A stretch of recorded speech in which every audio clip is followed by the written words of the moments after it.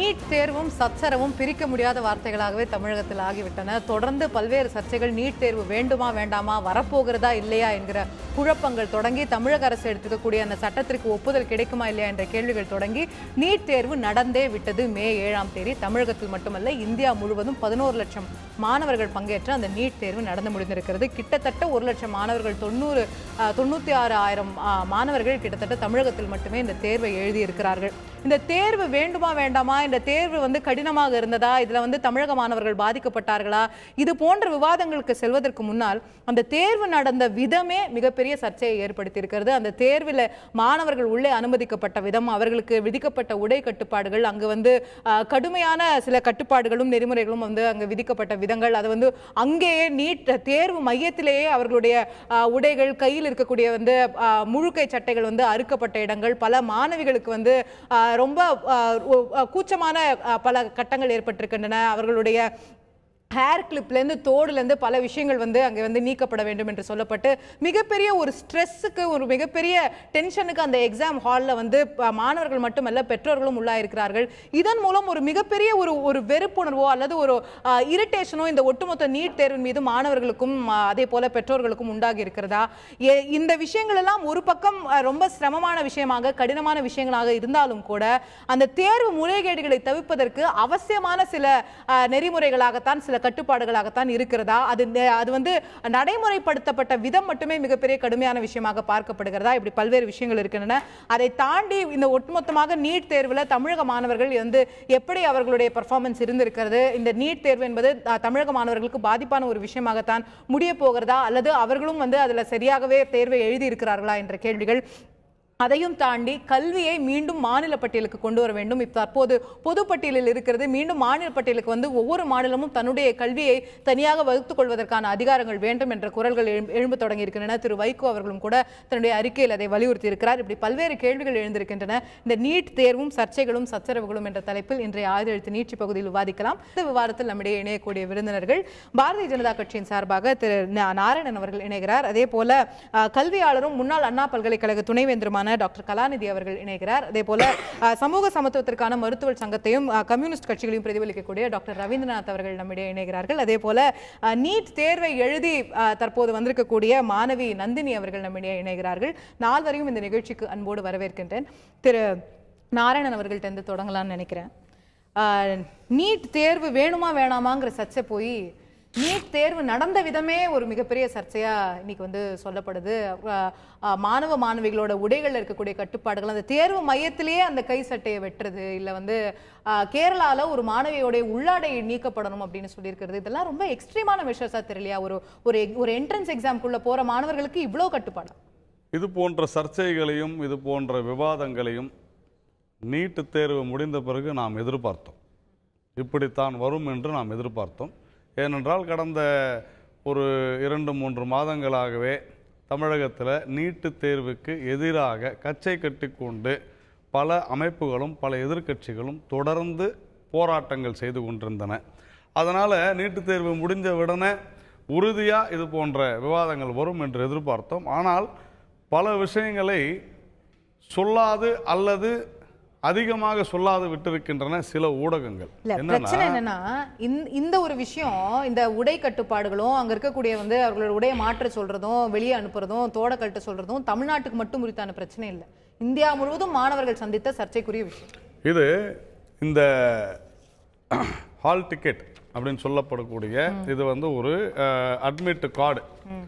இதுல மிக தெளிவாக 2 பக்கமுமே அதே போல பல வெப்சைட்டுகளிலும் மிக தெளிவாக என்னவெல்லாம் செய்யக்கூடாது, என்னவெல்லாம் செய்ய வேண்டும், எப்படிப்பட்ட உடைகளை கொண்டு வர வேண்டும், இதையெல்லாம் சொன்னது மட்டுமல்ல. ஹால் டிக்கெட் இல்லாத போக முடியுமா? முடியாது. அது எல்லா மாணவர்களுக்கும் தெரியும். இதில் குறிப்பாக பெற்றோர்கள்கிட்ட கூட கையெழுத்து வாங்கிக்கிறாங்க. இதில் ஹால் டிக்கெட் இல்லாத போக முடியாதுன்னா ஹால் டிக்கெட்லேயே தெளிவாக எழுதியிருக்கிறாங்க, இதெல்லாம் நீங்கள் போட்டுட்டு வரக்கூடாது அப்படின்ட்டு. இந்த கண்டிஷன்ஸு, இந்த நிபந்தனைகளை ஏற்றுக்கொண்ட பின் தான் அவர்கள் இந்த தேர்வுக்கே போகிறார்கள். இதுல கேரளாவில் நடந்த விஷயத்துக்கு இன்று நடவடிக்கை எடுக்கப்பட்டிருக்கிறது. நீங்க ஒரு விஷயம், இந்த நிபந்தனைகள் இல்லங்க இந்த- அதுல இல்ல, வந்து ஒரு- ஹால் நான் டிக்கெட்ல இருக்கு நான் நான் மறுக்கல. முடிச்சிடுறேன் அசோகா. இந்த நிபந்தனைகள் ஒரு சட்டம் போடுறாங்க, அந்த சட்ட நிபந்தனைகளை நாம் ஏற்றுக்கொள்கிறோம். குறிப்பா இந்த ஃபுல் ஸ்லீவ்ஸ் போடக்கூடாது அப்படிங்கிற விஷயத்த அது நான் தெரியாத போயிட்டேன்னு சொல்றது சரி கிடையாது. அப்போ அங்க இருக்கக்கூடிய அந்த ஆசிரியர்களுக்கோ அல்லது அந்த யாரை சூப்பர்வைஸ் பண்றாங்களோ அவர்களுக்கு அந்த நேரத்துல கிடைக்கக்கூடிய ஒரே ஆயுதம் கத்திரிக்கோல் தான், வேற ஒண்ணும் கிடையாது. நீ போய் இன்னொரு சட்டையை போட்டு வான்னு சொல்ல இயல்பா என்ன முடியாது. கேக்குறேன், நான் இயல்பா என்ன கேக்குறேன், இதுல இருந்து ஹால் டிக்கெட்ல நீங்க போட்டிருக்கீங்க, மறுக்கல.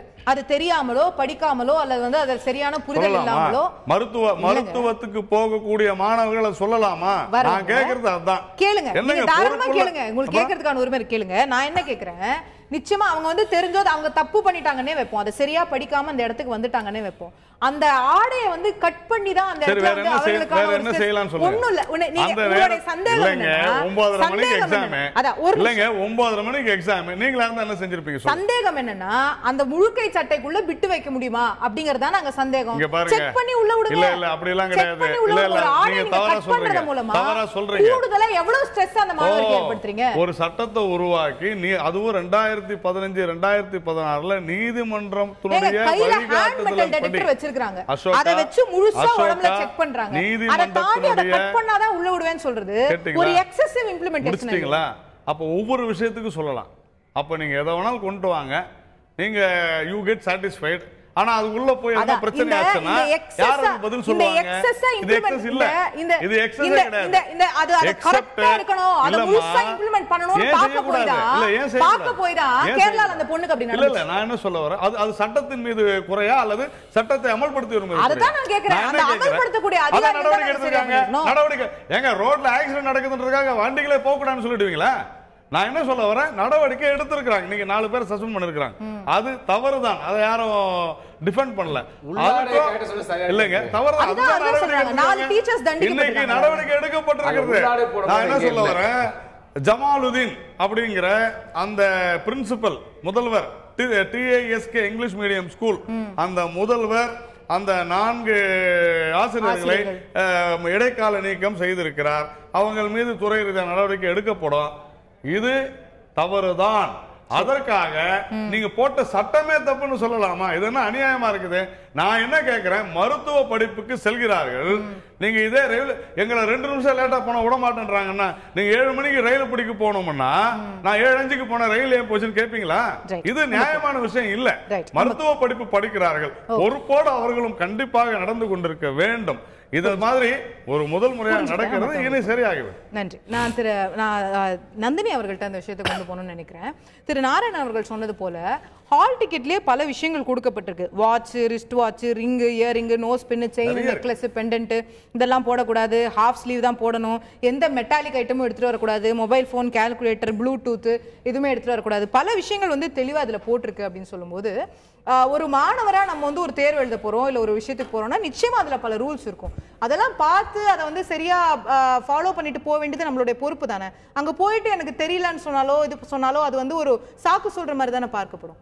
கண்டிப்பாக அது வந்து கரெக்டு தான், ரூல்ஸ் படி தான் நம்ம ஃபாலோ பண்ணோம். இருந்தாலும் நான் எக்ஸாம் எழுத போகிறப்ப என்ன சொன்னாங்க, ஷால் போட்டு பண்ணேன். உள்ளே போனவொடனே என்ன சொல்கிறாங்க, ஷால்ஸ் வந்து நாட் அலவுட் அப்படின்னு சொன்னோன்னே, ஸோ வெளியில் வந்து நான் அதை வந்து கொடுத்துட்டு போனேன். ஸோ ஷால் போடுறதுனால என்ன பெரிய இது வந்துடும் எனக்கு ஒன்றும் தெரியல. இல்லை ரூல் ஒரு ரூல் தானம்மா, எல்லாருக்குமே அந்த இப்போ புடவை கட்டக்கூடாது அப்படின்னு கூட புடவை கட்டிட்டு போகக்கூடாது அப்படின்னு சொல்றாங்க, ஃபுல் ஸ்லீவ் போடக்கூடாதுன்னு சொல்றாங்க. இது எல்லாமே என்னன்னா ஒரு மால் பிராக்டிஸை வந்து தடுக்கிறதுக்கு.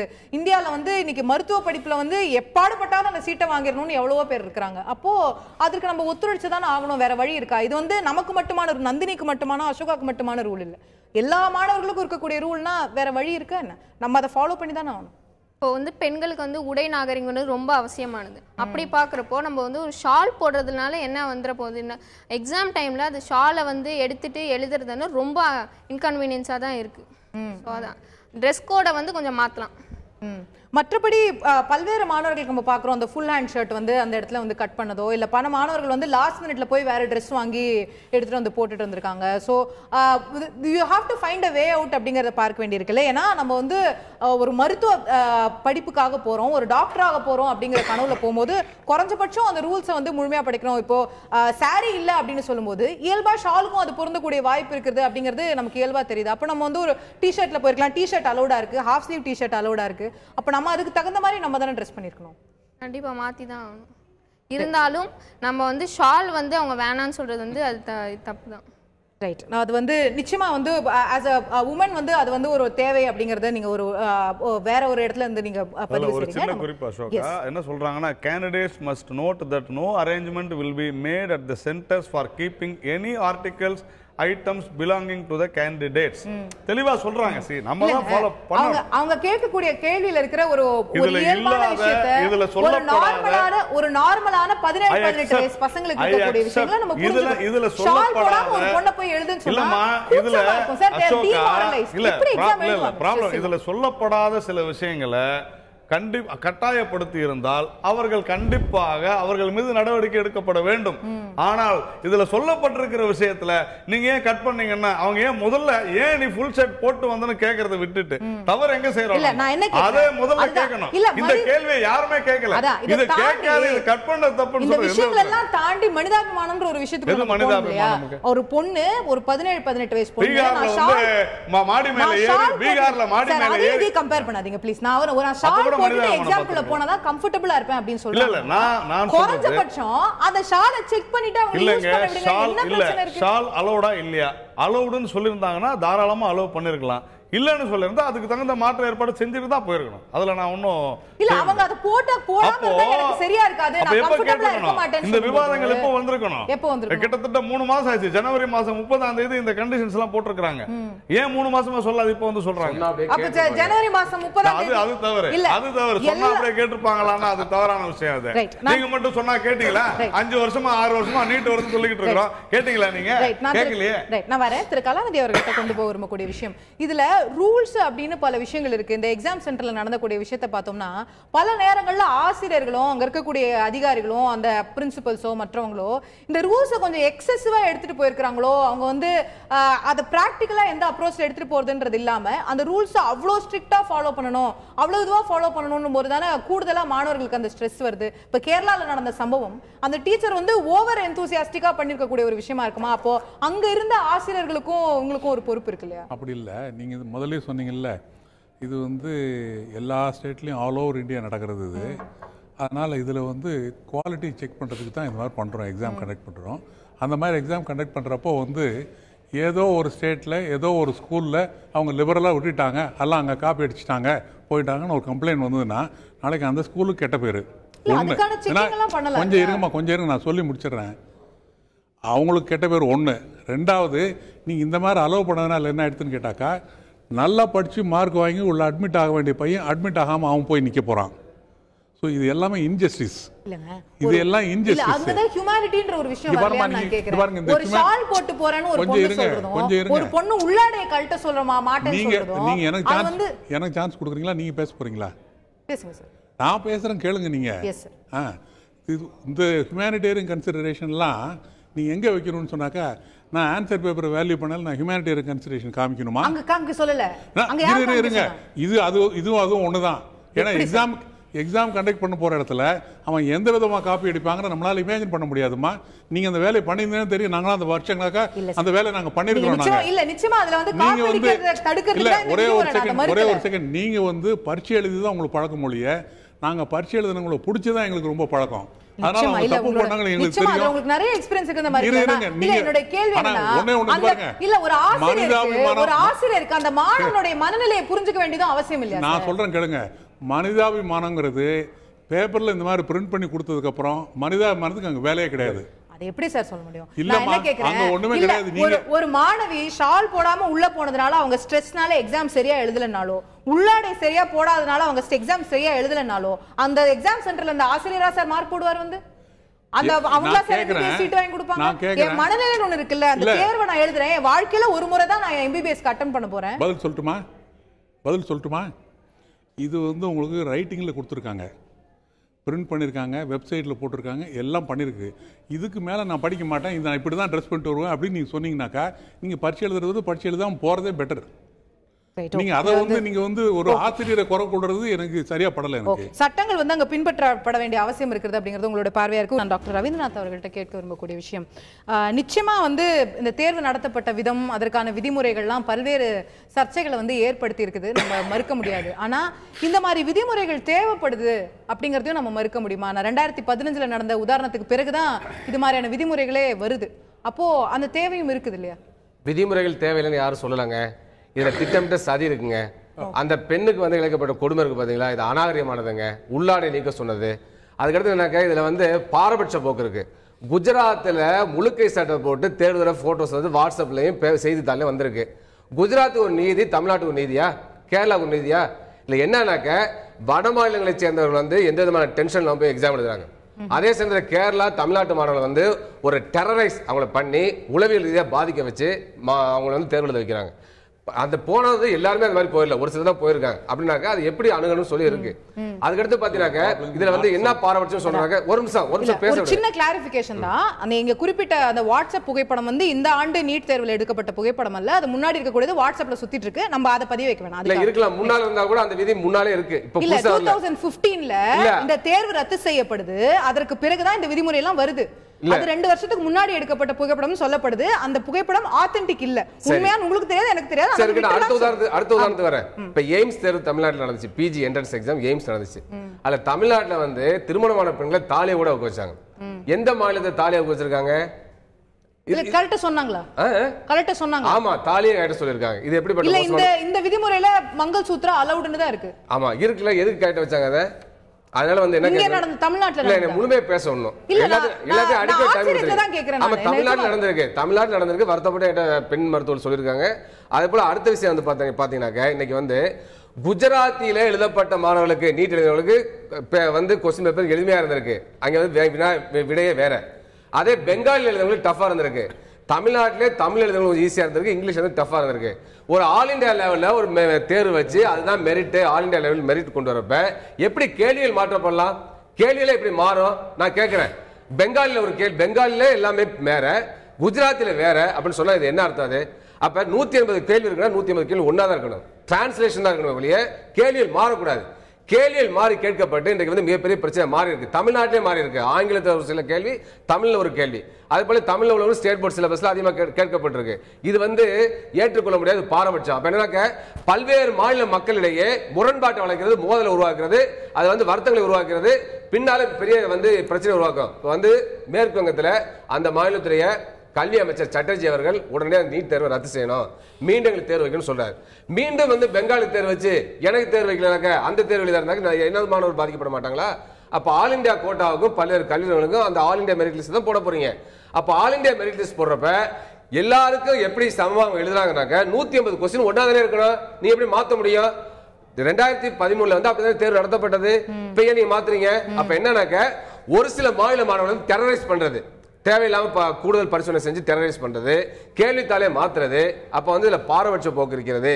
இதை ஏற்றுக்கொள்ள முடியாது. இதனாலதான் சொன்னோம் ஆல் இந்தியா லெவல்ல சின்ன கிளாரிபிகேஷன் மட்டும் பெற விரும்புறேன். தமிழ்நாட்டுல தமிழுக்கு வேற கேள்விகள் வந்துச்சு, ஆங்கிலத்துக்கு வேற வந்துச்சுன்னு சொன்னீங்க. தமிழ் கேள்விகள் எளிமையா இருந்ததா, ஆங்கிலத்தை விட கடினமா? தமிழ் கேள்விகள் எளிமையா இருந்திருக்கு, ஆங்கில கேள்வி கஷ்டமா இருக்கு. ஒரே ஸ்டேட் போர்டு அட்வான்டேஜ் தான நம்ம ஸ்டூடண்ட்ஸ். இல்ல அட்வான்டேஜ் தமிழ் மீடியம்ல படிச்ச தவறுங்க, அது தவறு. தமிழ்நாட்டுக்காரங்களுக்கு அட்வான்டேஜ் இருந்தாலும் தவறு தானே. எப்படி ஆல் இந்தியா மெரிட் லிஸ்ட் போடுவீங்க? ஸ்டேட் போர்டுல ஆங்கில மீடியம் கஷ்டமா இருக்கு, தமிழ் மீடியம் ஈஸியா இருக்கு. அதே தப்பு தானே. அது 150 கொஸ்டினாக்க 150 கொஸ்டின் ஒன்னாதான் இருக்க முடியும், எப்படி மாற முடியும்? அதான் எண் மாறலாம். ஒரு கொஸ்டின் நம்பர் 1 கொஸ்டின் இன்னொரு கொஸ்டின் 10 இருக்கும். ஏன்னா காப்பி கூடாது, அந்த மாதிரி செய்யலாம். ஆனா கேள்வியிலே மாறக்கூடாது. 150 கேள்வி தான் மெரிட்டுக்குனாக்க 150 கேள்வி எப்படி மாறும்? பெங்காலில ஒண்ணு, குஜராத்ல ஒண்ணு, தமிழ்நாட்டிலே ஸ்டேட் போர்டு சிலபஸ்ல ஆங்கில வழி பள்ளிக்கு இதுக்கு ஒண்ணு, தமிழ் வழி ஒண்ணு. என்ன அர்த்தம் அது? அப்ப இது குழப்பத்தை ஏற்படுது, திட்டமிட்ட சதின்னு சொல்றேன். அப்ப ஆல் இந்தியா கோட்டால 15% சீட் இருக்கு, 4000 இடங்கள் இருக்கு. அப்ப குஜராத்திக்காரர்கள் அதிகமா எடுப்பாங்க, தமிழ்நாட்டுல குஜராத்திக்காரர்கள் அதிகமா வருவாங்க. எப்படி ஏற்றுக்கொள்ள முடியும்? டாக்டர் ரவீந்திரநாத், புரிஞ்சுக்கிட்டேன். உங்களுடைய கேள்வியை நான் உங்ககிட்ட கொண்டு போறேன். நன்றி. டாக்டர் கலாநிதி, நீங்க குறுக்கிட விரும்புறீங்க? எனக்கு 2 பாயிண்ட் சொல்லணும் இருக்குது இவர் சொன்னதுல இருந்து. ஒன்று மாங்கல்யத்தை கழட்டணும்னு சொன்னாங்களே, அது சொல்லக்கூடாது. அது சொல்லியிருக்கிறாங்கன்னா அது மிகப்பெரிய தவறு ஒன்று. ரெண்டாவது இந்த எக்ஸாம் கண்டக்ட் பண்ணுறதும் கொஸ்டின்ஸ் ஆங்கிலத்தில் ஒரு மாதிரி, தமிழில் ஒரு மாதிரி, ஒரு ஸ்டேட்டில் ஒரு மாதிரி, இன்னொரு ஸ்டேட்டில் ஒரு மாதிரி அப்படிங்கிறது நிச்சயமாக இருக்கவே கூடாது. அப்படி இருந்தால் அது மிகப்பெரிய தவறு. ரொம்ப நன்றி சார். ரைட். திரு நாராயணன் நீங்க தான் பதிலளிக்கணும்.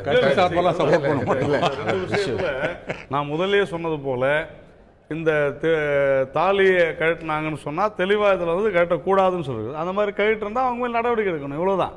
அதற்காக ஒரு இன்ஸ்டிடியூஷனை குறை சொல்றதுன்றது தப்பு. ஒண்ணு. ரெண்டாவது, நான் இந்த நீட் டெஸ்ட் ஏங்க சொல்லக்கூடாது? நடத்துறது ஒரு தனியார் நிறுவனம், பன்னாட்டு நிறுவனம், அதுக்கு இந்திய கலாச்சாரம் பத்தி தெரியாது.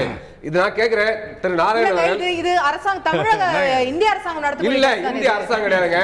சிபிஎஸ்சி தான் நடத்துது. ஆனா சிபிஎஸ்சி நடத்தல, அது வந்து ப்ரோமெட்ரிக் என்ற தனியார் நிறுவனம் கொடுத்திருக்காங்க, அதான் நடத்துது. அது பன்னாட்டு நிறுவனம், அமெரிக்க கம்பெனி. அந்த அமெரிக்க கம்பெனி தாலியை பத்தி அக்கறை இல்லைங்க.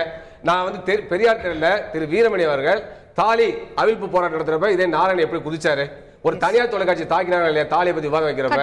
அப்ப ஒரு பன்னாட்டு நிறுவனம், ஒரு தனியார் நிறுவனம் தாலியை கேட்டு ஒரு எக்ஸாம்ல சொல்றது. ஏன் நீங்க கொதிக்கல? நாராயணன் ஏன் கொதிக்கல? பிஜேபி கொந்தளிக்கல? தாலி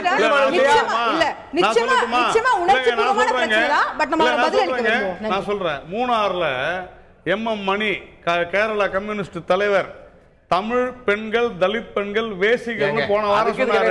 நீங்க ஏன் கொதிக்கல? எப்பவுமே கொதிப்பீங்களா? ஏன் கொதிக்கல? எந்த விவாதமும் தமிழ்நாட்டில் நடைபெறலையே. கம்யூனிஸ்ட்காரங்க யாரும் பேசல. ஏன் போனது யாரு? டாக்டர் தமிழிசை சவுந்தரராஜன் மட்டும்தான் போனாங்க. ஏன் அன்னைக்கு நீங்க கொதிக்கல? அதுக்கு பதில் சொல்லுங்க. இஷ்யூ அது இல்ல. இல்ல இல்ல அசோகா, இஷ்யூ அது இல்ல. குற்றச்சாட்டு சொல்றீங்க, அத நான் புரிஞ்சுக்கிட்டேன். இதுக்கு நான் சொல்றேன், அது நான் வந்து அவங்க கேட்டது சரிதான் சொல்லியிருந்தா இல்ல நடவடிக்கைங்க நடவடிக்கை எடுக்கப்பட்டிருக்கோம். போகிற குற்றச்சாட்டு சொல்லிட்டு போவாரு. அவங்க கட்சியை சொல்லுங்க. ஏங்க நான் சொல்றேன், கம்பெனி சொல்றே போவாரு. நீங்க பேசுறாங்க, வருத்தப்படாதீங்க. நான் எங்கயாவது ஒரு கட்சியை சொன்னா ஏன் உங்களுக்கு கோவம் வருது? ஏன் நீங்க நாராயணன் தனிப்பட்ட நீங்க தனிப்பட்டீங்க? அந்த நிறுவனத்தை அமைப்பு சொன்னாங்க. சிபிஎஸ்சி நிறுவனத்தையோ சிபிஎஸ்சி நிறுவனத்தையோ அல்லது அந்த தனியார் நிறுவனத்தையோ குறை சொல்றாங்க. நான் கேட்கறது பொறுப்பா இல்லையா? நீங்க வீரமணி தாலி அறுத்து நாராயணன் இப்ப ஏன் கேட்டீங்களா? நீங்க என்ன கேட்கலாம்? நீங்க சொன்னபறதான் கேட்டேன். நீங்க சொன்னபறதான் கேட்டேன். திரு ரவீந்திரன், நீங்க கேள்விகளை கேட்டீங்க. நீங்க பாரதிய ஜனதா கட்சியை நோக்கியும் கேள்விகளை கேட்டீங்க. அவர் அதுக்கான பதிலை அளிக்கட்டும். நம்ம திரும்ப திரும்ப குறுக்கிட்டு இருந்தா அவர் பதில் அளிக்க முடியாது. சுருக்கமா உங்களுடைய பதில். இல்ல, அதான் சொல்ல வரேன். ஒருவேளை இந்த விஷயமானது நடந்திருந்தால், நான் முதல்ல சொல்லிட்டேன், இந்த நீட்டு தேர்வில் இருக்கக்கூடிய விதிமுறைகள் மீறப்பட்டிருந்தால் தாலி இவங்க கரெக்டா வேண்டாம்னு சொல்லிருக்காங்க. லேடிஸ் அதாவது தெளிவா அவங்க சொல்லிருக்காங்க, மங்கள்சூத்ரா அலவுடு போட்டிருக்கிறாங்க. அத இல்லைன்னு சொல்லியிருந்தா தவறுதான். ஆனா அதுக்காக நீங்க சிபிஎஸ்சி குறை சொல்ல முடியாது. எப்ப குறை சொல்ல முடியும்னா, யாராவது புகார் கொடுத்து என்னுடைய மங்கள்சூத்ராவை தாலியை இவர்கள் கேட்ட சொன்னார்கள்னு கம்ப்ளைண்ட் கொடுத்தா நடவடிக்கை எடுக்கணும். நான் என்ன கேட்கிறேன், நடவடிக்கை எடுக்கணும். ஆனா வழக்கம் போல ஒரு டாக்டர், முதல்ல டாக்டர் ரவீந்திரநாத் மருத்துவரா பேசுறாரா தமிழரா பேசுறாரா தெற்கத்திக்காரரா பேசுறான்னு தெரிஞ்சுக்கலாம்.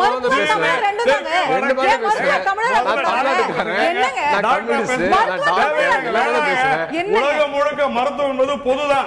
அவர் வந்து திடீர்னு வடக்கு தெற்கு இதெல்லாம் தேவையில்லை. தொடர்ந்து கம்யூனிஸ்டுகள் வேற வேற கேள்விகள் இருந்திருந்ததுன்னா அதை எப்படி ஏற்றுக்கொள்ளத்தக்க விஷயமா இருக்கு? தமிழ்ல ஈஸியாவும் நான் வந்து டாக்டர் கலாநிதியை போல ஒரு வைஸ் சான்சலர் இருந்தது இல்ல.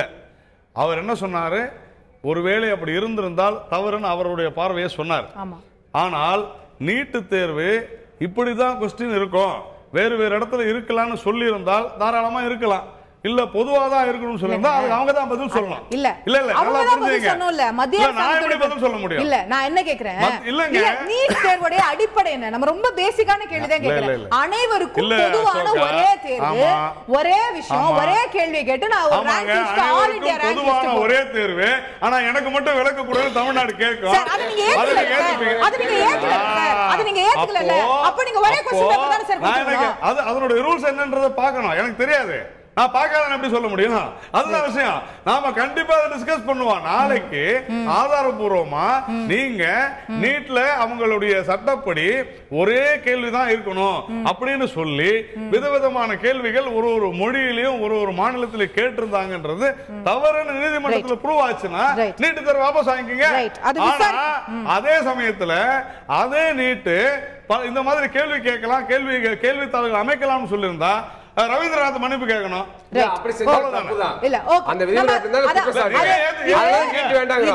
ஓகே அவங்களோட பிஜி நீட்ல சொல்றோம். அத உங்களுடைய பார்வை நான் ஒரு நிமிஷம் டைம் கொடுங்க. எஸ் அதாவது நீட் பிஜில அந்த பிரச்சனை இருக்கு. அதனால நீட் வேண்டாங்கிறோம். என்னன்னா அது 12 நாளைக்கு எக்ஸாம் நடக்குது. சரி. ஒவ்வொருத்தரும் வெவ்வேறு கொஸ்டின். அதுல குளறுபடி. நான் என்ன கேக்குறேன், யூஜிக்கு 11,30,000 பேருக்கு ஒரே நாள் எக்ஸாம் வைக்கிற நிறுவனம் பிஜில வந்து பாத்தீங்கன்னா அதிகபட்சம் 2 லட்சம் பேர் தான் எக்ஸாம் எழுதுறாங்க. அவங்களுக்கு ஏன் ஒரு நாள் வைக்க முடியல? ஏன் 12 நாள் வைக்கிறாங்க? நீங்க சொல்ற குற்றச்சாட்டு 12 क्वेश्चन பேப்பர் அதனால வேண்டாங்கறோம். அல்ல ஒரு சின்ன கிளாரிஃபிகேஷன்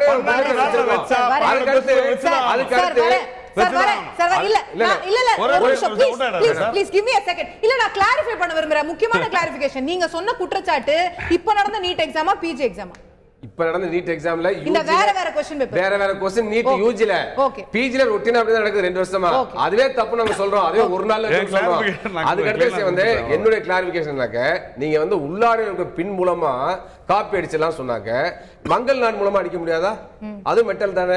அப்புறம் அதுக்கு மட்டும் விலக்கு. இப்போ மங்கள் சூத்ரா வேணும்ன்றீங்களா? இல்ல நான் என்ன கேக்குறேன்னா, இல்ல நான் எனக்கு வந்து ஆட்சேபம் இல்ல. மங்கள் சூத்ரா போட்டு தப்புன்னு சொல்ல மேடம். நான் என்னோட கேள்வி என்னக்க அதுல மெட்டல் இருக்கிற உள்ளாடை கேட்ட சொன்னீங்கல்ல, அது எப்படிப்பட்ட தப்பு? அது குற்றமா இல்லையா? who is responsible? அதான் விஷயம். இல்ல அதான் சொல்றேன். அந்த மாதிரி இல்ல அது காரணம் இருக்கு. நிச்சயமா அத நீங்க ரெண்டுமே மெட்டல் தானே. அப்ப அதையும் வந்து சொல்லிருக்கணும் அப்படிங்கறத நீங்க வந்து அதுல வந்து ஒரு பாரபட்சம் இருக்கு அப்படிங்கறத நீங்க ஒரு பாரபட்சம் இல்ல. மோசமான போக்கு, பெண்களுக்கு எதிரானது, கொடுமைப்படுத்துற விஷயம், டெரரிஸ்ட் பண்ணது, மாணவருடைய உளவியல் பாதிக்குது. குறிப்பிட்ட சில மாநிலங்களை சேர்ந்த மாணவர்கள் அதே சமயத்துல வட இந்தியாவுல மாநில அரசுல காப்பிடிக்க உதவுகிறது. No, both of you are not allowing me to conduct discussion. என்ன சொல்ல வரேன்னா ரெண்டு கேसेसமே நீங்க சில கேसेस குறிப்பிட்டிருக்கீங்க, திரு நாராயணன் அவர்கள் சில கேसेस குறிப்பிட்டிருக்காரு. ரெண்டுமே அந்தந்த கேसेसோட மெரிட்ஸ் அடிப்படையில் விவாதிக்கப்பட வேண்டிய விஷயங்கள், விசாரிக்கப்பட வேண்டிய விஷயங்கள் அப்படிங்கறத நம்ம பார்க்கணும். இந்த क्वेश्चन பேப்பர் விவகாரம் உண்மையா இருக்கு. வேணால் நிச்சயமா நீதிமன்றத்தோட பார்வைக்கு போகும். நம்ம எதிர்பார்ப்போம் நீதிமன்றம் என்ன சொல்லுதுன்றதுக்காக நம்ம பார்ப்போம். தமிழ் தொலைக்காட்சியில அது விவாதம் நடந்திருக்கான்னு பாருங்க. மாணவியாக நம்முடைய இணையக்கூடிய நந்தினிட்ட கேட்க விரும்புறேன். எக்ஸாம் 7ஆம் தேதி எழுதிருந்தீங்க. क्वेश्चन பேப்பர் எப்படி இருந்ததுங்கிறது உங்களுடைய ஜெனரல் ஃபீட்பேக்கா இருக்கு.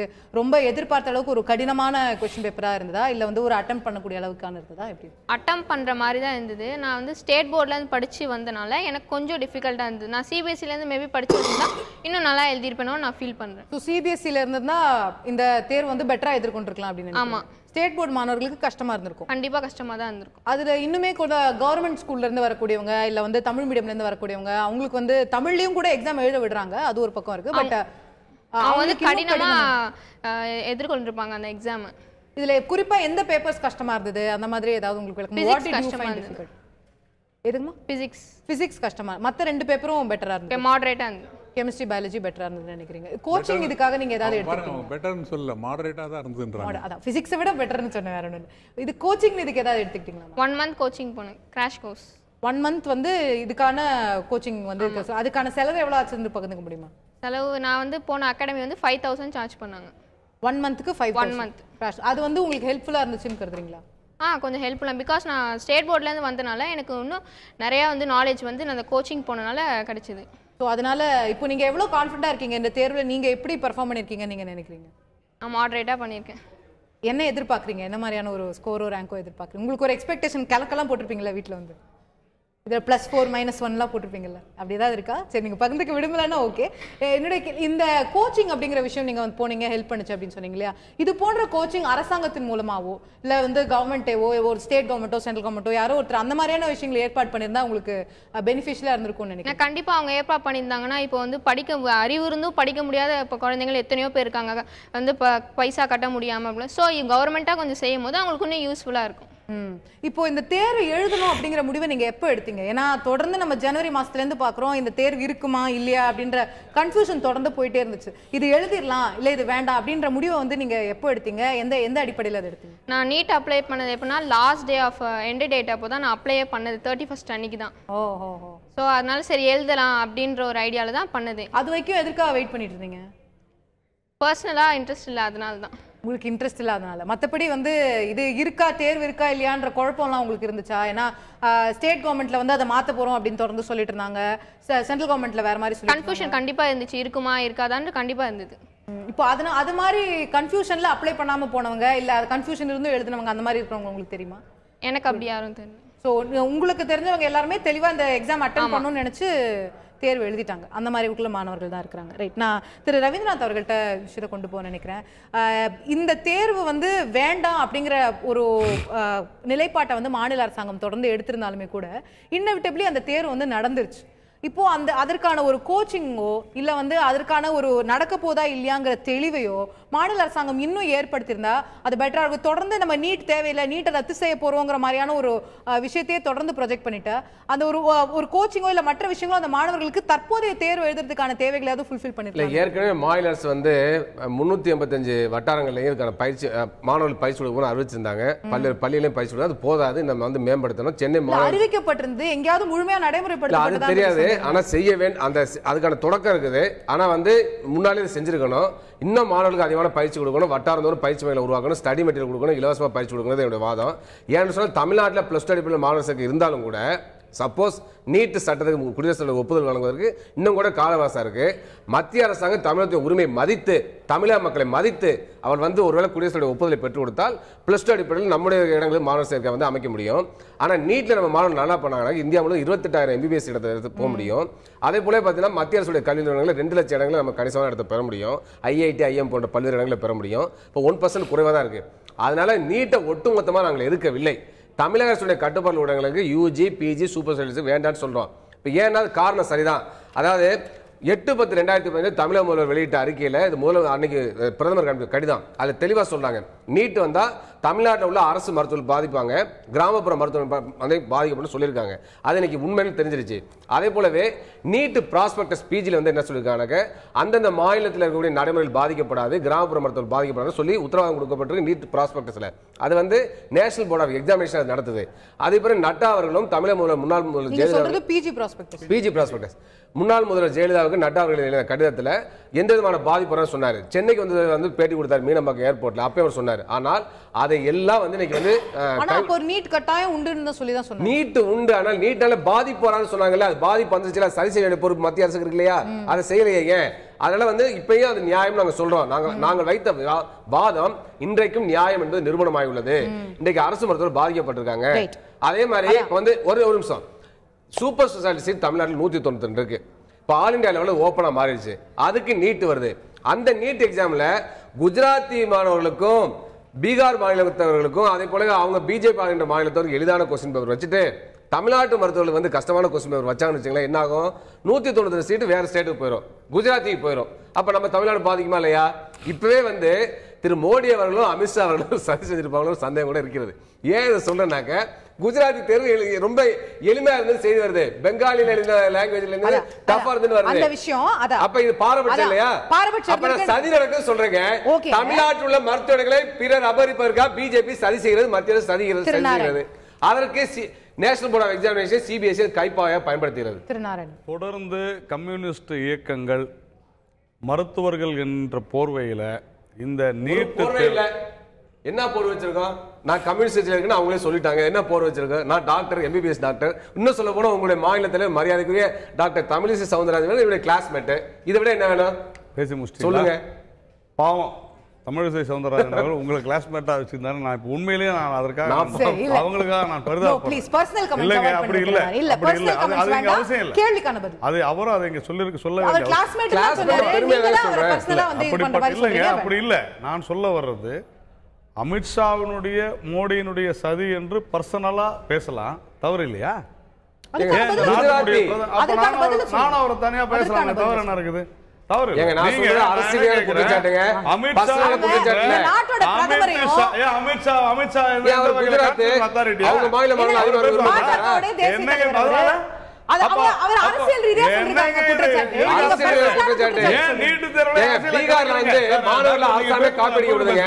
மாணவர்களை பகிரங்கமா குற்றச்சாட்டு காப்பீடு தவறு இல்லையா?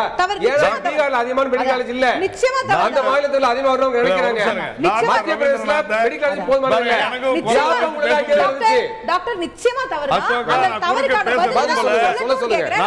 நான் குறுக்கிட விரும்பவில்லை, அதனால்தான் நான் பேசல. அப்பே நான் சொல்வது ஒண்ணு, இந்த post graduation medical council of India 2000 படி தான் நடக்கணும் அப்படின்னு சொல்லி இது இல்லீகல்னு சொல்லியிருக்குது சுப்ரீம் கோர்ட்டு. இன்னைக்கு நீங்க வந்து எங்களுடைய உரிமை பாதிக்கப்படுதுன்னு சொல்றீங்க. நீங்க எங்க போய் சேலஞ்ச் பண்ணணும்னா சுப்ரீம் கோர்ட்ல தான் சேலஞ்ச் பண்ணணும். முதல்ல திரு நட்டா அவர்கள் வாக்குறுதி கொடுத்தாரு. நட்டா என்ன சொன்னாரு? சட்டத்துக்கு விரோதமா செய்வோம்னு சொன்னாரா? இல்லங்க, அப்புறமா மாநிலத்துல அலோவ் பண்ற அந்த பிஜி இது வந்து மாநிலத்துல அலோவ் பண்ற என்ன பேப்பர்ல இருக்கா அதான் செய்வாங்க. சரி, நான் அதுதான் சொல்லிருக்கிறது தெளிவா. இல்ல ஒரு நிமிஷம் மிக தெளிவாக இன்னைக்கு பேக்வேர்டு அதே மாதிரி ரிசர்வ்டுன்னு சொல்லி ரிமோட் சொல்லிருக்காங்க. ஹில்லி ஏரியா அண்ட் ரிமோட் அத ஸ்டேட் கிளாசிஃபை பண்ணணும். இவங்களுக்கு இருக்கிற ப்ராப்ளம் 25 வருஷத்துக்கு முன்னால மதுரை பேக்வேர்டா இருந்திருக்கும். இன்னைக்கு மதுரையை பேக்வேர்டா வச்சுக்கணும்னு சொல்றது தவறான விஷயம் இல்லையா? இதெல்லாம் உங்களுக்கு தெரியாதா? தெரிஞ்சு நீங்க பேசுவீங்களா? நான் என்ன கேட்கிறேன், இல்லங்க இதுல ஒரு மிகப்பெரிய சதி இருக்கிறது. இந்த நீட்டு தேர்வை வைத்து படிப்புல கூட தமிழ் என்கின்ற விஷயத்தை மாநில உரிமைகளை கொண்டு வந்து தமிழகத்துல பிரிவினைவாதத்தை தூண்டுகிறது கம்யூனிஸ்ட் இயக்கங்கள். சொல்லக்கூடாதா?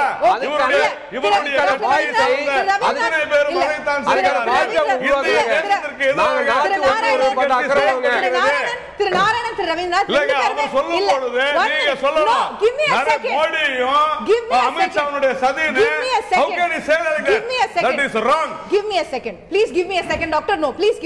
ரெண்டு பேருமே மாறி மாறி வேற வேற சதி இருக்கின்ற குற்றச்சாட்டுகளை வச்சிட்டீங்க. அரசியல் ரீதியான குற்றச்சாட்டுகளுக்குள்ள விஷயங்கள் போயிட்டு இருக்கு. நான் டாக்டர் கலாநிதி அவர்கள்ட்ட கேட்க வரக்கூடிய விஷயம் நிச்சயமா நான் திரும்ப உங்களுக்கு இறுதியான வாய்ப்பு கொடுக்கிறேன். டாக்டர் கலாநிதி அவர்கிட்ட நான் கேட்க விரும்பக்கூடிய விஷயம், இந்த ஒரு நீட் தேர்வுனால சகோதரி நந்தினி சொன்னது வந்து கேட்டிருப்பீங்க, மாநில இதுல படிச்ச ஒரு மாணவர்களுக்கு வந்து ஒரு பின்னடைவு ஏற்பட்டிருக்க வாய்ப்பு இருக்கு, சிபிஎஸ்சியில படிச்சிருந்தா இது இருக்கும் அப்படின்னு சொல்லிட்டு. அப்போ ஒரு டிஸ்பாரிட்டி இருக்கு அப்படிங்கிறது வந்து நம்ம இதுல பார்க்கும்போது இயல்பா மாணவர்கள் சொல்லக்கூடிய விஷயத்துல இருந்து நம்ம பார்க்கும்போது இந்த நீட் தேர்வு அப்படிங்கிறது ஒட்டுமொத்தமான ஒரு தேவையான விஷயமா, இதுல தமிழகத்துல கிராமப்புற மாணவர்கள் அரசு பள்ளியில படிக்கக்கூடிய மாணவர்கள் எல்லாம் பாதிக்கப்படுவாங்கன்னு சொல்லும்போது இந்த முறைகள் மாற்றப்பட வேண்டிய அவசியம் இருக்குன்னு நினைக்கிறீங்க? இல்ல, ரெண்டு புரிஞ்சுக்கணும். நம்ம தமிழகத்தில் வந்து என்ட்ரன்ஸ் எக்ஸாமே வேண்டான்னு சொன்னவங்க தான் இந்த அரசியல்வாதிகள். அரசியல்வாதிகளில் 3 பேர். ஒரு அரசியல்வாதி என்ன செய்வார், ஓவர் நைட்டில் வந்து இந்த துணைவேந்தர் எடுத்தால் தான் நாங்கள் வந்து என்ட்ரன்ஸ் எக்ஸாம் நான் வந்து உண்ணாவிரதம் இருக்கிறது நிறுத்துவேன்னு சொல்லி சொன்னார். அடுத்த 2 ஹவர்ஸில் என்ன பண்ணார், அவருக்கு என்ன நடந்ததோ தெரில, இல்லை அந்த ஒரு 12 ஹவர்ஸில் அடுத்த நாள் காலையில் இந்த என்ட்ரன்ஸ் எக்ஸாம் எடுத்தால் தான் நான் வந்து நிறுத்துவேன், இல்லைன்னா உண்ணாவிரதம் இருக்க போகிறேன்னாரு. இதை கேட்டோன்னே அவர் எங்கேயோ ஓட்டு வாங்கிட்டு போகிறாருன்னு அவர் இன்னொரு கட்சி தலைவர் என்ன பண்ணார், அவர் ஆட்சியில் இருந்தவர் முதல்ல அவர் சொல்லிட்டாரு, நாங்கள் ஆட்சிக்கு வந்தால் நாங்கள் என்ட்ரன்ஸ் எக்ஸாம் எடுத்துருவோம் அப்படின்னு சொன்னார். சரி, அது முடிஞ்ச உடனே ஆட்சியில் இருந்தவங்க என்ன பண்ணாங்க, நீ என்ன ஆட்சிக்கு வந்து சேருது, நான் இப்போவே செய்கிறேன் அப்படின்னு சொல்லிட்டு அவங்களும் என்ட்ரன்ஸ் எக்ஸாம் எடுத்துட்டாங்க. ஆனால் இந்த 3 பேர் பேசுனதுல நீங்கள் பார்த்தீங்கன்னாக்கா ஒரு 0.001% கூட வந்து ஒரு ஸ்டடியே கிடையாது. எந்த ஸ்டடியும் இல்லை, எந்த பேக்ரவுண்ட் இன்ஃபர்மேஷனும் இல்லை, எந்த பேக்ரவுண்ட் டாக்குமெண்ட்டும் இல்லை. சும்மா அவங்க பாட்டு என்ட்ரன்ஸ் எக்ஸாம் வேண்டான்னாங்க, அவ்வளோதான். இன்னை வரைக்கும் யாராவது ப்ரூவ் பண்ண முடியுமான்னு கேட்டீங்கன்னா ஒருத்தராலும் ப்ரூவ் பண்ண முடியாது.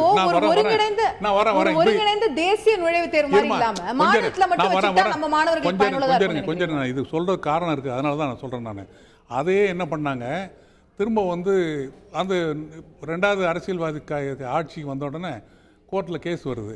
கோர்ட்டில் கேஸ் வந்து ஜட்ஜி கேட்குறாரு, என்னையா பேசிஸே எல்லாம் எப்படியா முடிவு எடுத்தீங்கன்னு கேட்டார். ஓன்னு அவங்கெல்லாம் சொல்லிட்டு, அது என்ன பேக் டேட் போட்டாங்களா என்னன்னு எனக்கு தெரியாது, ஏதோ ஒரு ஆர்டரை போட்டு இன்னார் தான் அதுக்கு கமிட்டி சேர்மன், அவர் வந்து 1 மேன் கமிட்டி ஏதோ போட்டு அவங்க வந்து அவர் டிசைட் பண்ணி சொல்லுவாருன்னாங்க. கடைசியில் அவர்கிட்ட வந்து என்ன இவங்களே எழுதி கையெழுத்து வாங்கினாலும் அவருக்கு கையெழுத்து போட்டாரா தெரியாது. அவர் வந்து என்ட்ரன்ஸ் எக்ஸாம் வேண்டான்னு எழுதி கொடுத்தார். யார், எந்த துணைவேந்தர் வந்து என்ட்ரன்ஸ் எக்ஸாம் நடத்திக்கிட்டு இருந்தாரோ அவரே வந்து என்ட்ரன்ஸ் எக்ஸாம் வேண்டான்னு எழுதி கொடுத்துட்டு போகிறாரு. ஸோ அந்த மாதிரி எஜுகேஷனிஸ்ட் இருக்கிறாங்க. அவசியம் நீங்க நினைக்கிறீங்க? நுழைவுத் தேர்வு வந்து வேண்டான்னு சொன்னதுக்கு இன்னை வரைக்கும் காரணங்கள் கொடுக்கலங்கிறத சொல்கிறேன் நான். அதனால் என்ன ஆகுதுன்னு கேட்டாக்கா, நம்ம மாணவர்கள்லாம் ரொம்ப அவஸ்தைப்படுறாங்க. 1. 2வது +1 +2 2 இருக்கா இல்லையா, அது எதுக்கு +1 +2ங்கிறீங்கன்னு எனக்கு தெரியல. +1க்கு பாடம் நடத்துகிறதே இல்லை, எக்ஸாம் கண்டக்ட் பண்ணுறதே இல்லை, அதுக்கு எதுக்கு +1 சொல்கிறீங்க நீங்கள்? அதுக்கு தேவையே இல்லை. அப்புறம் வந்து +2வில் மட்டும் அவன் 200க்கு 200 வாங்கிட்டான்றீங்க. அவன் போய் இன்ஜினியரிங் காலேஜ் அட்மிஷன் வாங்கிட்டு உள்ளே வந்தான்னா அவன் அந்த மேத்தமெட்டிக்ஸில் வந்து ஃபெயில் ஆகிடுறான். ஏன்டா ஃபெயில் ஆகிறான் அப்படின்னு கேட்டாக்கா, 200க்கு 200 அங்கே வாங்கியிருப்பான் அவன் +2 மேத்தமெட்டிக்ஸில், +1 மேத்தமெட்டிக்ஸில் வாங்க மாட்டான். இந்த மாதிரி இருக்குது. இந்த மாதிரி எஜுகேஷனை கன்சிஸ்டண்ட்டாக இவங்க வந்து கெடுத்துக்கிட்டே வந்திருக்கிறாங்க. கெடுத்துக்கிட்டே வந்திருக்கிறாங்க. இருங்க கெடுத்துக்கிட்டே வந்திருக்காங்க. அதனால என்ன ஆகுதுன்னு கேட்டாக்கா, அதனால தான் இன்னைக்கு வந்து ஸ்டேட் போர்டு பசங்க வந்து சிபிஎஸ்சி கூட கம்பீட் பண்ண முடியல. அப்போ இல்ல இது ஒரு 7-8 வருஷமா தொடர் நிகழ்வுகள் நீங்க சொல்லிட்டு 7-8 இல்ல, அதனால 7-8 இல்லம்மா, 20 வருஷமா 30 வருஷமா பல ஆண்டு காலமா நடக்கக்கூடிய விஷயங்களை நீங்க சொல்லிட்டு வரீங்க. அதனால இன்னைக்கு நீட் தேர்வு எழுதக்கூடிய மாணவர்கள் ஏங்க பாதிக்கப்படுறாங்க? நீங்க வந்து என்ன ஓவர் நைட்ல நாளைக்கு வரவங்க பாதிக்க கூடாதுன்றதுக்காக இல்ல, அதனால இந்த ஒரு தேர்வுல இவங்க இதாயிட்டா பரவாயில்லை யாருடைய ஃபியூச்சர் நம்ம காம்ப்ரமைஸ் பண்ண முடியாது. டாக்டர் கலாநிதி இல்லம்மா, நீங்க வந்து மாணவர்கள் பேர்ல இன்ட்ரெஸ்ட்ல பேசுறீங்களா இல்ல வந்து அரசியல்வாதிகள் பேர்ல இன்ட்ரெஸ்ட்ல பேசுறீங்களான்னு எனக்கு தெரியல. இல்ல, நான் ரொம்ப இயல்பா கேக்குறேன். நான் இன்னைக்கு நீட் இயல்பா கேட்கல. நீங்க உங்க கேள்வி இயல்பா இல்ல, மாணவர்களுக்காக பேசணும். நான் பேசுறேன், இந்த மாணவர்களை வந்து குட்டிச்சுவராக்கி அந்த எஜுகேஷன் எவ்வளவு தூரம் கீழே கொண்டு போறது இந்த அரசியல்வாதிகள் தான். நீங்க சொல்ற குற்றச்சாட்டுகள்ல வந்து நியாயம் இருக்கலாம். நான் என்ன கேக்குறேன்னா, நம்ம 2006ல இருந்து +2 சிலபஸே அப்டேட் பண்ணல, நிறைய கேள்விகள் இருக்கு, நான் மறுக்கல. நான் என்ன கேக்குறேன், அந்த சிலபஸ் அப்டேட் பண்ணாதது மாநில அரசாங்கத்துடைய தவறா, இன்னைக்கு தேர்வு எழுதக்கூடிய நந்தினியுடைய தவறா? அப்போ நந்தினி ஏங்க அதுக்கு பாதிப்பு? அப்போ நம்ம சிலபஸ் எல்லாம் மாத்திட்டு மாணவர்களை எக்விப் பண்ணிட்டு அப்புறம் தான் அந்த தேர்வு வைக்கணும். அந்த பொண்ணு வந்து சொல்லுச்சு இல்ல, அவங்க வந்து அசம்பிளியில் பாஸ் பண்ணுறப்போ அவங்க நினச்சிட்டு இருந்தாங்க எக்ஸாமே கேன்சல் பண்ணிடுவாங்க, நமக்கு தேவை இருக்காது அப்படின்னு நினச்சிட்டு இருந்தாங்க. அவங்க அப்படி நினைக்கல, அவங்க வேற காரணங்களுக்கு சொன்னாங்க, அப்படி சிலர் நினைச்சாங்க. சரி, நான் என்ன கேட்குறேன், அந்த மாதிரி ஒரு கன்ஃபியூஷனை கிரியேட் பண்ணது வந்து பேரண்டா, ஸ்டூடெண்டா, ஸ்கூலா இல்ல மேனேஜ் இது கவர்மெண்டா? அதுதான் நான் கேக்குறேன். அந்த மாணவர்களை நம்ம முதல்ல அவங்களோட தரத்தை உயர்த்தி விட்டு தேர்வு வைக்கணுமா? தேர்வு வச்சுட்டு 5 வருஷம் கழிச்சு தரத்தை நீங்க இன்னொரு 50 வருஷம் பண்ணுவீங்களா நீங்க? இல்ல, அதுக்கு ஒரு டைம் பவுண்ட் லிமிட் வைக்கணும். புரியல, அதுக்கு ஒரு 2 வருஷம் 3 வருஷம் டைம் பவுண்ட் லிமிட் வைக்கணும். இல்லம்மா, நீங்க எல்லாரும் படிச்சவங்க தான், படிச்சவங்களே சேர்ந்து நம்ம வந்து படிப்பை கீழே இறக்கிட்டு எங்களுக்கு ஒரு டைம் பவுண்ட் கூட இன்னொரு 50 வருஷத்துல நாங்க மாத்துறோங்கிறது கேட்டா வெக்கமா இருக்கு எங்களுக்கு எல்லாம் பாக்குறதுக்கு. இது வர்த்தக ரீதியாக தனியார் கல்லூரிகளை ஊக்குவிப்பதற்காக மாநில அரசும் மாநில கட்சிகளும் நண்பர் டாக்டர் ரவீந்திரநாத் போன்ற கம்யூனிஸ்டுகாரர்கள் செய்கின்ற சதி. நீட்டே வேண்டாம்னு சொல்லல, நான் நீட்டே வேண்டாம் அவர் முன்னாடி ஸ்டாண்ட் தெரியும். அதே இப்ப வந்து என்னன்னாக்க மத்திய அரசாங்கம் 2014ல எம்சி அமெண்ட்மெண்ட் பில் 2016 ஒன்று கொண்டு வரதுக்கு வெப்சைட்ல போட்டாங்க மேடம். அது கடைசியா கருத்து 6/1/2017 வரை கருத்து சொல்லலாம்னு சொன்னாங்க. அது என்ன சொல்லிருக்காங்க, 50% of the seats of post graduate courses for medical officers will be ரிசர்வ்னு சொல்லியிருந்தாங்க மேடம். அதை வந்து இதுவரை அவங்க பார்லிமெண்ட்ல ஆக்டா பாஸ் பண்ணல மேடம். அது என்ன சொல்லி insertion of new section for section 20B அப்படின்னு அந்த எம்சி ஆக்ட்ல கொண்டு வந்தாங்க. 50% ஆஃப் சீட்ஸ் வந்து கவர்மெண்ட் டாக்டர்ஸ் ரிசர்வ் ஆயிருக்கு மேடம். அப்ப வந்து வாக்குறுதி கொடுத்தது வெப்சைட்ல போட்டது ஆக்டா பிஜேபி மேடம். அதை செய்யாதனால இந்தியா முழுவதும் பிரச்சனை மேடம். அப்ப நான் என்ன கேக்குறேன், திரும்ப திரும்ப பிஜி எதுக்கு சொல்றாங்க, அவர் பொறுப்பை தட்டி அடிக்கிறாரு. அதுக்காக சொல்றேன், எனக்கு நேரமே இல்ல, எனக்கு நேரமே இல்ல. நம்ம பிஜி சொல்றேன், நீட் யூஜியா இருக்கட்டும், நீட் பிஜியா இருக்கட்டும், கொடுத்த வாக்குறுதியை மத்திய அரசு நிறைவேற்றவில்லை. உச்சநீதிமன்றம் என்ன சொல்லி இருக்கிறதோ அதை இந்த அரசாங்கம் தெளிவாக செய்து கொண்டிருக்கிறது. இதுல இடையில மாணவர்களுடைய எதிர்காலத்தை தயவு செய்து கம்யூனிஸ்ட் இயக்கங்கள்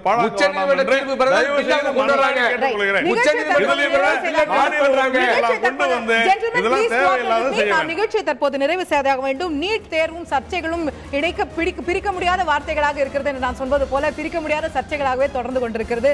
இந்த தேர்வு என்பது நடத்தப்பட்ட விதம் தொடங்கி இந்த தேர்வு தேவையா இல்லையா என்று பல்வேறு கேள்விகள் எழுந்து கொண்டிருக்கின்றன. ஆனால் இன்றைய நிலையில் நீட் தேர்வு தமிழகத்திலும் சரி இந்தியா முழுவதும் சரி நடந்து விட்டது. இதற்கான அடுத்த முடிவுகளை நாம் ஜூன் மாதத்தில் எதிர்நோக்கி காத்திருக்கிறோம். அதில் தமிழக மாணவர்கள் எப்படி அதுல வந்து அவர்களுடைய தேர்வு எப்படி இருந்திருக்கிறது, அந்த தேர்வை எப்படி எதிர்கொண்டிருக்கிறார்கள் என்பதற்கான முடிவுகள் நமக்கு ஜூன் மாதம் முதல் வாரத்தில் தெரிந்துவிடும். அதற்கு பிறகு இந்த நீட் தேர்வு தொடர்பான அடுத்த கட்ட விவாதங்கள் தொடரும், தமிழகத்திற்கான கலந்தாய்வு தொடங்கும் என்று எதிர்பார்க்கலாம். நிகழ்ச்சியை தற்போது கலந்து கொண்டு கருத்துக்களை தெரிவித்த 4 விருந்தினர்களுக்கும் நன்றி, பார்த்த உங்களுக்கும் நன்றி நேயர்களே. தொடர்ந்து இணைந்திருங்கள் தந்தி தொலைக்காட்சி.